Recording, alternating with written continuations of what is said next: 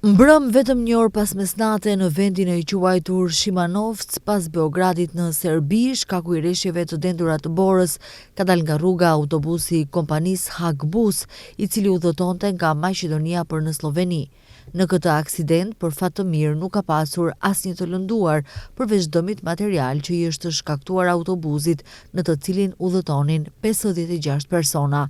Nga kompania Hagbus thonë se pasagjerët kanë dalë nga autobusi të gjithë shëndoshe mirë dhe nuk ka pasur asnjë të lënduar, ndërsa pas vetëm 20 minutash, një autobus tjetër i kësaj kompanie që ka qelluar afër ka marrë udhëtarët dhe ka vazhduar drejt destinacionit. Shkaki i këtij aksidenti ishte rruga e papastruar nga Bora, që nga dita e djeshme, pothuajse e gjithë Serbia është mbuluar me borë. Ndërmarrja publike Rrugët e Serbisë, bazuar në raportin e shtabit për shërbimin dimëror në orën 5 të mëngjesit, njoftoi se ka borë në shumë segmente të rrugëve më të frekuentuara të kategorisë së parë, të dytë dhe të tretë të përparësisë për mirëmbajtje, me trashësi deri në 5 cm,